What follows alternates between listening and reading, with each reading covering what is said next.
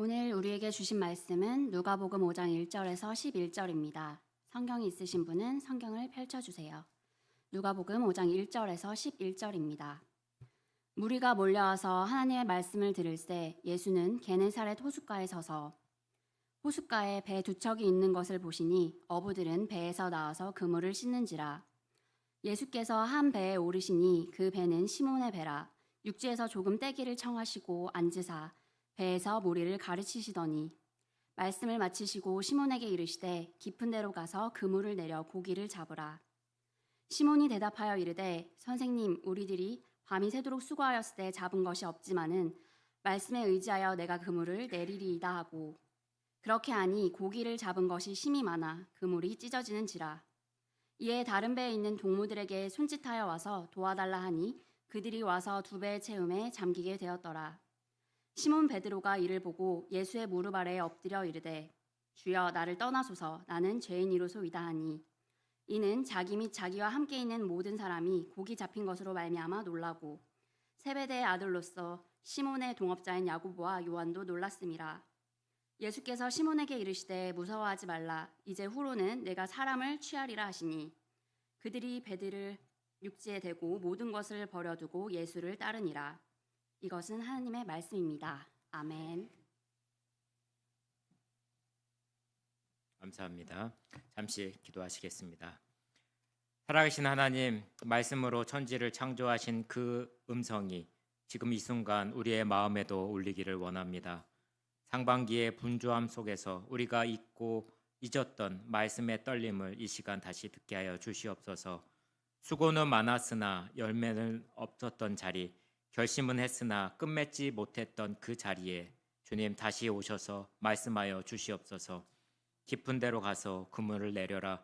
그 음성이 오늘 우리의 지친 어깨 위에, 무너졌던 다짐 위에, 꺼져가는 믿음 위에 다시 울리게 하여 주시옵소서. 이 시간 말씀을 듣는 우리 모두가 예수님 앞에 다시 서게 하시고 그 말씀에 순종하게 하시며 무릎 꿇는 자리에 다시 사명이 시작될 수 있도록 하여 주시옵소서. 오직 주님 음성만이 들리는 시간이 되게 하여 주시옵소서. 예수 그리스도의 이름으로 기도드립니다. 아멘. 할렐루야, 할렐루야. 오늘은 말씀으로 다시 깊은 데로라는 제목으로 하나님의 말씀을 전하도록 하겠습니다. 다들 주보 받으셨죠? 네, 오늘부터 꼭 챙기시기 바랍니다. 12월 마지막 주에 다시 시상할 예정입니다. 하루의 끝, 불을 끄고 눕는 그 순간, 천장에는 아무것도 없는데 머릿속에 복잡하게 켜진 채 그런 생각을 할 때가 있습니다. 스마트폰 화면을 마지막으로 한 번 더 넘기고 괜히 유튜브를 켜고 그 알고리즘에 맞춰서 누르고 하루를 정리하지 못한 채 마음이 점점 텅 비어 가는 밤이 있지는 않으신지요? 그렇게 잠드는 날이 요즘 어떠신지요? 왜 이렇게 피곤하지? 나는 지금 잘 가고 있는 걸까? 이 질문은 단지 하루의 마무리가 아니라 존재에 대한 흔들림에서 나올 수가 있습니다. 누군가는 성공의 인증샷을 올리고 여행의 인증샷을 올리고 누군가는 운동을 하고 또한 루틴의 루틴을 나열하고 있습니다. 누군가는 목표를 이루는 법을 알려주기도 합니다. 하지만 정작 나는 아직 시작도 못했거나 시작은 했지만 잃어버렸거나 버티고 있지만 무기력 속에서 익숙해지고 있는 중일 수도 있습니다. 지금 2025년 절반이 흘렀습니다. 어떤 이들은 새해 목표를 성취했을지도 모르지만 또 어떤 우리는 올해는 다르게 살자 하며 꾹꾹 눌러 적었던 다짐들이 그저 메모장 한 칸에서 숨쉬고 있을지도 모릅니다. 성경 통독, 기도 루틴, 주일 성서, 관계 회복, 자기 관리. 처음에는 뜨거웠는데 지금은 좀 쑥스럽고 조금 미안하고 조금 외면하고 싶을 만큼 어그러진 결심들이 있을 수가 있습니다. 그런데 여러분, 성경 속에서도 그런 사람이 있었습니다. 밤새 노력했지만 아무 성과 없이 돌아온 사람. 그물은 비어 있었고 몸은 젖어 있었고 자신이 아무것도 아닌 사람처럼 느껴지는 아침. 바로 그 아침에 예수님이 오셨습니다. 그 이름은 누굴까요? 시몬 베드로입니다. 오늘 본문은 그의 실패 위에 서신 예수님의 이야기입니다. 그리고 사실 이 이야기는 오늘 우리의 상반기에서도 겹치는 이야기가 될 수가 있습니다. 예수님은 그를 향해 말씀합니다. 깊은 데로 가서 그물을 내려라. 그리고 지금 그 말씀은 여러분에게도 들려옵니다. 다시 던져라. 다시 시작해도 된다. 말씀에 의지하여 깊은 데로라는 마음이 들리실 것입니다. 우리는 오늘 시몬의 이야기를 따라가며 새 장면을 맞을 수가 있습니다. 그 시작을 함께 살펴보도록 하겠습니다. 화면에 보시고 첫째 한번 읽어주시면 좋겠습니다. 시작.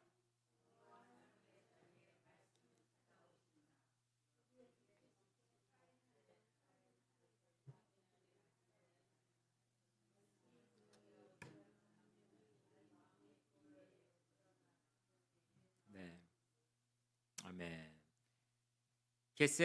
게네사렛 호수. 아침의 물결은 말없이 조용했을 것입니다.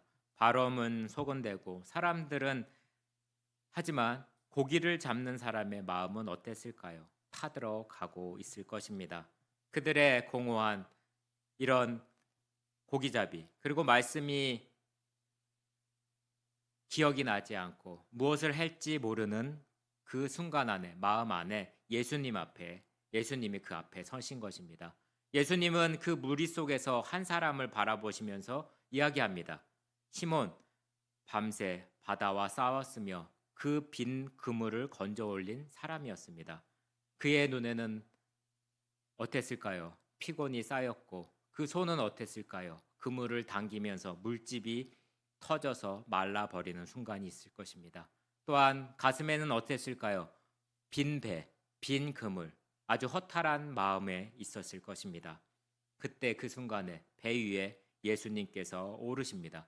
고기 한 마리 잡지 못했던 남들에게 보여주고 싶지 않았던 그 빈 배입니다. 그 배가 예수님의 발판이 됩니다. 실패가 강단이 되고 절망이 말씀이 머무는 자리가 될 수가 있습니다. 예수님은 가득 찬 배가 아니라 가장 텅 빈 자리를 선택하십니다. 누구에게도 자랑할 수 없는 그 자리에 말씀은 임할 수 있다는 것입니다. 그 공허함 곧 은혜의 공간이 됩니다.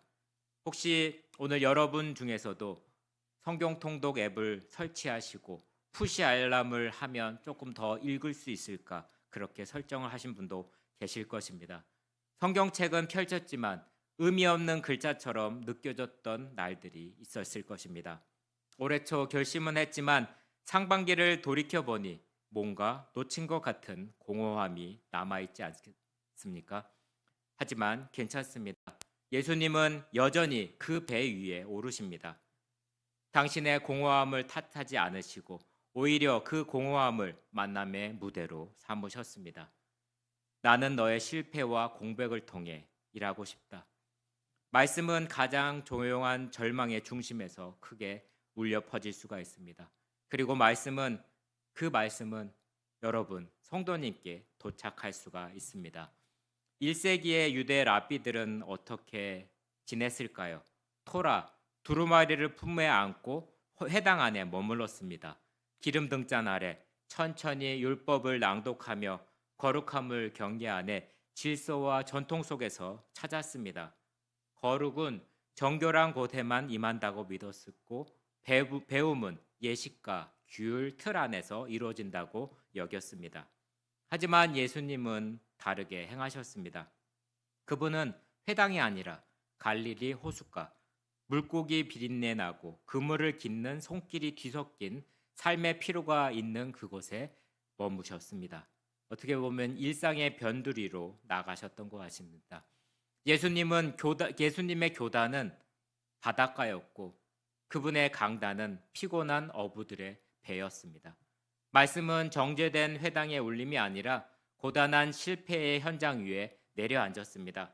그리하여 우리는 깨닫게 됩니다. 거룩함은 고요한 기도실에만 머무는 것이 아니라 빈손으로 돌아온 세 명의 어망 위에서도 임할 수 있다는 것을 기억하시기 바랍니다. 또한 멈춰버린 노동자의 틈, 무너진 자존심의 자리에서조차 하나님의 말씀은 스며듭니다. 그리스도께서는 우리의 교실이 예배당이 기도방이 되지 못한 그 빈자리에 친히 찾아오십니다. 회당이 아닙니다. 우리의 삶에 어렵고 지칠고 창피하는 그 자리에 찾아오셔서 말씀으로 함께 있어 주신다는 것입니다. 모세는 어땠습니까? 모세는 왕궁에서 태어났고 파라오의 지혜를 교육을 받았었고 어릴 적에는 제국의 언어와 질서를 익혔습니다. 하지만 하나님은 그를 궁전에서 부르시지 않았습니다. 금으로 장식된 왕궁의 기둥 사이가 아니라 짐승의 발자국과 먼지가 휘날리는 광야에서 부르셨다는 것입니다. 그날은 그저 양을 치고 있었습니다. 40년째 반복되는 일상 가운데 누구도 주목하지 않는 그 때에 무의미해 보이는 하루의 틈 가운데 하나님은 그 사소함 속에서 숨어 계셨습니다. 떨기나무 한 그루 말라 비틀어져 이제는 불쏘시개 밖에 쓰지 못할 그 나무 사이에 불꽃이 타올랐습니다. 그 불은 타오르면서 사라지지 않았고 그 타오름 속에서 모세는 하나님의 음성을 들었습니다. 이것이 바로 하나님의 방식입니다. 예수님이 만나는 방식입니다. 세상이 보기에는 아무 의미 없이 보이는 일상 가운데서 하나님은 말씀하십니다. 너무 평변해서 지나쳐 버리는 그 자리에 너무 지루하고 고개를 떨군 순간에 실패해서 더는 기대하지 않는 그 시점에서 하나님은 지금 여기라고 말씀하십니다. 내 발에서 신을 벗으라. 내가 서 있는 곳은 거룩한 땅이라고 말씀하고 있습니다. 광야의 한복판, 떨기나무 곁, 버려졌다고 여긴 시간 위에 하나님의 영광이 머물렀습니다. 그러므로 우리는 기억해야 합니다. 하나님의 말씀은 위대한 순간에서만 임하지 않습니다. 그분은 지금도 평범한 우리의 일상 속에서 타오르는 떨기나무가 되어 말씀하고 계신다는 것입니다. 당신의 하루가 비었다고 느껴졌을 때 하나님은 그 빈 공간을 들어오실 자리로 보고 계십니다. 말씀은 언제나 실패한 자리를 다시 시작하는 장소로 만날 수가 있습니다. 하지만 그 말씀이 머무는 것으로 끝나지 않습니다. 하나님은 우리를 일으키기 위해 그 말씀 앞에 반응하기를 원하십니다. 주님은 이렇게 말씀하십니다. 이제 내가 도망치고 싶은 그 자리에서 깊은 대로 나아가라. 다시 전지라.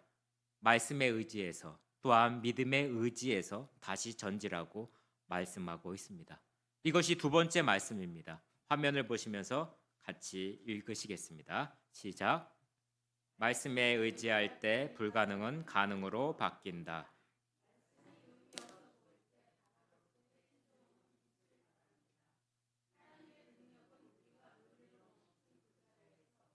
믿음으로 움직이길 기다리고 계십니다.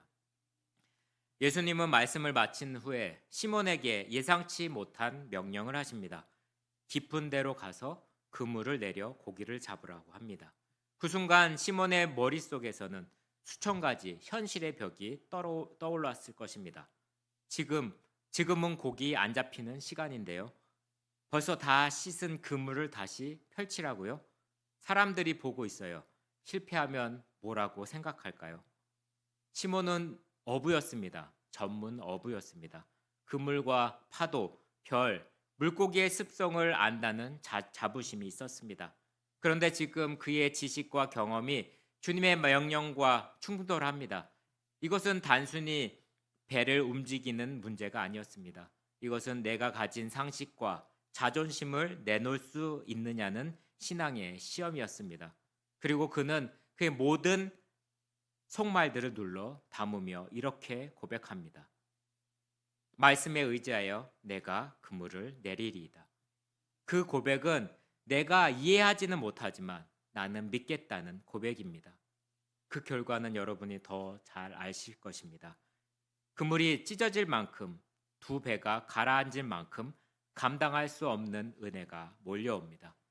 하나님의 기적은 우리의 이해와 확신이 아니라 말씀에 의지한 단 한 번의 순종 위에 떨어집니다. 당시 어부들은 밤에 고기잡이를 했습니다. 시원한 물 위로 고기가 떠오르기 때문입니다. 낮에 그물을 던진다는 것은 시간 낭비고 체면 손상이고 어리석은 행동으로 여겨졌습니다. 그러나 예수님은 비상식적인 시간에 그들의 자존심을 건드리는 방식으로 말씀하십니다. 지금 그물을 던져라. 그것은 말씀에 내 상식을 꺾는 순종을 요구하시는 명령입니다. 열왕기상 17장에 보시면 사르밧 과부의 이야기를 아실 것입니다. 가뭄으로 땅이 말라 붙었고 하늘은 닫힌 지 오래였습니다. 그래서 굶주리는 이제 사람들의 눈빛마저 바싹 말려버렸고 그녀의 항아리 안에도 가루 한 줌과 기름 몇 방울만 남아 있었습니다. 그래서 그녀는 그 아들과 함께 마지막 식사를 준비하고 있었습니다. 작은 손으로 불을 비추고 아이를 바라보며 가슴을 다잡던 그 순간이었습니다. 누가 찾아왔죠? 낯선 나그네 엘리야가 찾아왔습니다. 그리고는 이렇게 얘기합니다. 먼저 나를 위해 작은 떡 한 개를 만들어 내게로 가지고 오라고 이야기합니다. 그 말은 그녀의 현실을 정면으로 부정한 듯 보였습니다. 아이와 함께 마지막을 떡을 나누고 죽으려는 순간이었습니다. 누군가가 뭐라고 하죠? 나 먼저 달라고 이야기를 합니다. 그녀의 가슴은 철렁 내려앉았을 것입니다. 이것이 끝이라고 여겼는데 끝조차 무언가를 내어주라는 요청이 있었습니다. 남김없는 희생처럼 들리는 그 명령 앞에 그녀는 선뜻 대답할 수 없을지도 모릅니다. 그럼에도 불구하고 놀랍게도 그녀는 그 말씀에 의지하여 떡을 만들었습니다. 지금 자신의 손에 있는 것은 전부였지만 그 전부를 말씀 앞에 내어놓기로 한 것입니다. 그리고 그 날부터 어떤 일이 벌어졌죠? 떡을 만들어주고 엘리야에게 먹이고 나서 항아리의 가루는 떨어지지 않았고 병의 기름도 마르지 않았다고 성경은 기록하고 있습니다. 하루하루 하나님의 약속은 바닥에서 피어올랐고 믿음의 순종은 기적이 되었던 것입니다. 이 이야기는 우리에게 말하고 있습니다. 말씀이 지시할 때 순종은 기적의 문을 엽니다. 계산이 끝난 자리가 이성으로는 설명할 수 없는 자리에서 하나님은 이렇게 말씀하고 있습니다. 두려워하지 말라. 내가 먼저 내게로 가져오라는 말씀을 하고 있습니다. 그 명령은 무심한 요구가 아니라 하늘의 문을 여는 열쇠와도 같습니다. 그러므로 믿음이란 가루가 남아있을 때 순종하는 것이 아니라 가루조차 사라질 때 말씀 하나에 기대어 내리는 결단이라는 것입니다. 한 20대 청년이 있었습니다. 작은 브랜드 창업에 실패하였고 지갑은 비어 있었고 마음은 무너졌습니다. 그 중에 하나님 말씀을 받았습니다. 너희 염려를 다 주께 맡겨라. 그는 망설일 수밖에 없었습니다. 하지만 그동안 끊어놓았던 선교지 후원을 재개했다고 합니다. 이게 무슨 의미가 있겠어 하고 마음을 누르고 작지만 믿음으로 움직였습니다. 그리고 그 주 전혀 예상하지 못한 투자자의 연락을 받게 되었고 그렇게 두 번째 브랜드가 시작이 되었습니다. 그는 이렇게 말했습니다. 순종은 논리가 아니라 신뢰입니다. 그게 제 인생을 다시 열었습니다. 라고 고백을 합니다. 불합리해 보여도 말씀의 의지에 움직이는 한 걸음이 우리의 인생을 바꿉니다. 그 기적은 감정의 동의가 아니라 말씀을 믿고 던지는 그물에서 시작이 됩니다. 하지만 그 기적은 더 많은 고기를 위한 것이 아니었습니다. 예수님이 이 축복을 통해 시몬의 존재 깊은 곳을 부르십니다. 이제 고기를 낚는 어부가 아니라 사람을 살리는 제자로 살라라는 부르심입니다. 이것은 그 정체성 문 앞에 서 있습니다. 세 번째 한번 읽어보시겠습니다. 화면을 보시고 무릎 꿇는 자에게 새로운 사명이 주어진다. 하나님의 임재 앞에 무릎 꿇는 자는 더 이상 같은 존재로 일어날 수 없습니다. 그 자리는 두려움의 끝이 아니라 사명의 시작입니다. 파도는 고요하고 배는 무겁습니다. 고기로 가득 찬 그 그물이 흔들리는 순간 시몬 베드로는 갑자기 바닥에 무릎을 꿇습니다. 기적 앞에서 터져 나온 말은 감탄이나 감사가 아니었습니다. 누가복음 5장 8절의 말씀입니다. 함께 읽겠습니다. 주여 나를 떠나소서 나는 주인이소로이다. 왜 그랬을까요? 왜 기쁨의 순간에 그는 두려움으로 무너졌을까요? 그는 깨달았던 것입니다. 지금 이것은 단순한 고기잡이가 아니라 전능하신 분이 자신의 삶 가운데 들어오셨다는 것을 깨닫게 된 시간이었습니다. 그분의 거룩기, 자신의 속살을 비추기 시작했을 때 그는 자신의 죄와 자금, 더러움, 자격 없음과 직면을 한 것입니다. 여러분은 그런 적이 있나요? 갑자기 울컥하고 괜히 부끄러워지고 내가 얼마나 작고 깨지고 쉬운 존재인지 하나님의 거룩 앞에서 느껴질 때 그때 주님은 이렇게 말씀하십니다. 두려워하지 말라. 이제부터 내가 사람을 취하리라. 예수님은 자신을 떠나달라고 말한 죄인에게 나는 너를 부른다고 말씀을 합니다. 그리고 그 자리에서 시몬은 배를 두고 그물을 두고 물고기를 두고 예수님을 따라갑니다. 그는 직업만 바꾼 것이 아닙니다. 존재를 바꾼 것입니다. 어제까지는 고기를 건져 올렸지만 이제부터는 영혼을 건져 올리는 사람으로 살게 된 것입니다. 1세기 유대 사회에서는 어부는 낮은 계층이었습니다. 물고기를 만지는 손, 비린내 나는 몸, 경건과는 거리가 멀었습니다. 그런 시몬에게 예수님은 말씀합니다. 나는 너를 정죄하지 않는다. 오히려 너를 통해 사람을 살리고 싶다. 예수님은 능력 있는 자를 택한 것이 아니라 무릎 꿇는 자를 사명자로 부르십니다. 이사야도 하나님의 임재 앞에서 고백합니다. 화로다 나여 망하게 되었도다. 나의 입술이 부정한 사람입니다. 그러나 하나님은 그 입술을 숯불로 정결케 하신 후에 다시 말씀합니다. 내가 너희를 누구를 보내며 누가 우리를 위해서 갈고. 이사야는 그 불꽃의 자리에서 대답합니다. 내가 여기 있습니다. 나를 보내시옵소서. 자격 없음이 고백이 부르심의 문이 됩니다. 무릎을 꿇는 것은 끝이 아닙니다. 이것은 다시는 이전으로 돌아갈 수 없는 변화의 시작이 된다는 것입니다. 하나님은 실패자 위에 손을 얹고 사명자로 일으켜 세웁니다. 사랑하는 여러분, 올해의 절반이 지나갔습니다. 지금 우리는 어쩌면 조용한 회의와 외면 앞에 앉아 있을지도 모릅니다. 동벽표는 중간에 멈췄고 기도의 자리는 텅 비었고 마음은 피로로 눌려 말씀을 향한 첫 마음이 흐려졌을지도 모릅니다. 그러나 오늘 예수님은 바로 그 자리에서 찾아오십니다. 그분은 성취의 무대에 서지 않으셨습니다. 그분은 바로 물고기가 한 마리도 잡히지 않았던 그 빈 배 위에 오르셨습니다. 수고는 가득했지만 성과는 없었던 그 자리에 오르셨습니다. 왜일까요? 예수님은 성공의 배가 아닌 실패의 배를 선택하셨을까요? 그분은 다시를 말하고 싶으셨기 때문입니다. 깊은 데로 가서 그물을 내리라. 말씀을 유지하여 다시 던져라. 함께 읽어보도록 하겠습니다. 화면을 보시고 함께 읽겠습니다. 다시 던진 건 실패를 모르는 사람이 아니라 실패 앞에서도 믿음을 놓지 않는 사람의 특권입니다. 다시 시작하는 건 무너진 자의 특권입니다. 아멘. 그리고 다시의 끝에는 그물이 찢어질 정도의 기적을 기다리고 있습니다. 그러나 그보다 더 큰 기적이 기다리고 있습니다. 그물에 물고기를 가득 담는 것이 아니라 그 무릎 위에 사명을 담는 것입니다. 베드로는 물고기보다 그 물고기를 부르신 말씀의 주인을 마주했을 때 무릎을 꿇었습니다. 주여 나를 떠나옵소서. 나는 죄인입니다. 그리고 그 무릎 위에 예수님은 새로운 정체성을 얹어 주십니다.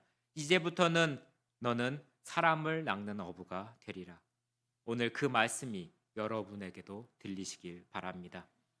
여러분의 그물이 비어 있습니까? 말씀은 그 빈 곳에 머물게 됩니다. 여러분의 마음은 피곤합니까? 말씀은 바로 그 피로 위에 피로를 펴십니다. 당신의 다짐은 실패했습니까? 말씀은 다시 시작할 이유를 속삭이고 있습니다. 다시 던져라. 다시 시작해라. 말씀에 의지하여 깊은 데로 다시 던지라고 말씀하고 계십니다. 지금 우리는 모두의 손에 한 번 더 던질 그물이 놓여 있습니다. 그것은 다시 성경을 펼칠 용기도 될 수가 있고 다시 기도로 결심하는 작은 떨림의 마음일 수도 있으며 하나님 앞에 무릎 꿇는 첫 걸음이 될 수도 있습니다. 다시 믿음으로, 다시 말씀으로, 다시 주님을 따라 또한 다시 사명을 붙드시기 바랍니다. 함께 기도하시겠습니다. 사랑하는 성도 여러분, 이 시간 함께 두 손을 가슴에 얹고 주님 앞에 우리의 마음을 조용히 드려봅니다. 지금 내 인생의 배가 텅 비어 있다고 느끼십니까? 열심히 살아왔지만 손에 쥔 것도 없고 기도도 말씀도 신앙도 멈춰있던 그 자리에 계십니까? 오늘 주님은 그 자리로 오십니다. 그리고 말씀하십니다. 다시 깊은 데로 가서 그물을 던져라. 말씀을 의지하라. 다시 시작하라. 이 시간 우리 함께 기도하기를 원합니다. 주여, 내 삶의 공허한 배 위에 임하시옵소서. 내 상반기의 실패와 멈춤과 무너짐 위에 임하여 주시옵소서. 다시 말씀으로 시작하게 하시고 말씀의 의지에 다시 그물을 내리게 하여 주시옵소서. 순종으로 반응하게 하시고 그리고 나의 무릎 위에 주님의 사명을 얹어 주시옵소서. 이 시간 우리의 각자의 언어로 주님의 앞에 통성으로 함께 기도하겠습니다. 주여, 삼창하시고 통성으로 기도하겠습니다. 주여, 주여, 주여. 하나님 아버지, 주여, 주님 함께 해주심을 감사드립니다. 주님께서 저희들을 불러주시고 우리의 성공한 그 자리에 불러주시지 않고 우리의 실패와 또한 공허하고 아픈 자리에, 힘든 자리에 찾아오시는 것을 깨닫게 하심을 너무나도 감사드립니다. 베드로와 같이, 모세와 같이 정말로 보잘것없고 우리가 없고 마지막 그 순간에, 죽을 수밖에 없는 그 순간에 찾아오시는 그 하나님의 예수 그리스도의 그 사랑을 우리가 기억하며 살아가기를 원합니다. 기억하게 하여 주시옵시고 또한 우리의 시간 가운데 1년의 반이 흘렀습니다.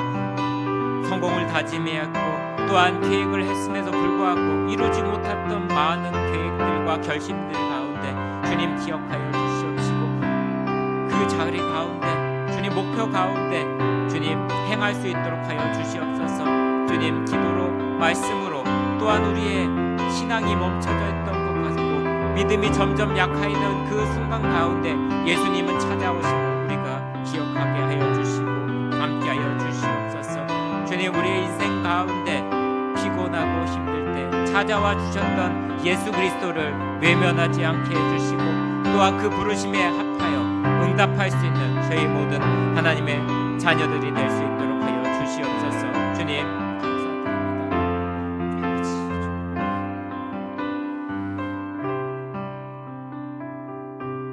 하나님, 제 삶의 빈배에 찾아오신 주님을 만납니다. 저는 지쳐 있었고 무엇을 해도 채워지지 않던 허무함 속에서 주저앉아 있었습니다. 주님, 올해의 절반이 지났지만 말씀 앞에 무너졌던 난들이 많았습니다. 결심은 있었지만 그 결심을 이루지 못한 저를 쳐다봅니다. 기도는 멀어졌고 말씀은 무너졌고 마음은 자꾸만 얕아졌습니다. 그러나 오늘 다시 말씀 앞에 무릎을 꿇습니다. 말씀에 의지하여 다시 그물을 던지겠습니다. 순종이라는 작은 용기로 다시 시작하겠습니다. 비록 이해되지 않아도 감정이 따라오지 않아도 주님의 음성이 들리기에 저는 다시 기쁜 대로 가겠습니다. 그리고 주님, 그 그물에 고기를 채우는 것보다 더 하기를 원합니다. 그 무릎 위에 당신의 사명을 얹어 주시옵소서. 사람을 낚는 제자의 삶, 세상을 향해 복음을 던지는 사명자로 저를 불러 주시옵소서. 이제는 실패보다 말씀을 따라 살겠습니다. 이제는 피곤보다 주님과 함께 나아가겠습니다. 말씀으로 다시 깊은 데로 주님 저희를 이끌어 주시옵소서. 감사드리며 예수 그리스도의 이름으로 기도드립니다. 아멘. 다 함께 일어나서